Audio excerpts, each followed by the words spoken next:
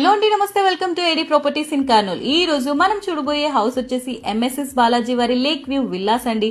ఈ విల్లా వచ్చేసి 29x55 size duplex house construction చేసి ఇవ్వడం జరుగుతుంది.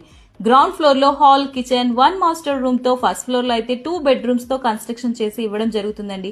ఈ విల్లాస్ లో టోటల్ 85 వరకు విల్లాస్ మరియు ఇండిపెండెంట్ హౌసెస్ కలవు.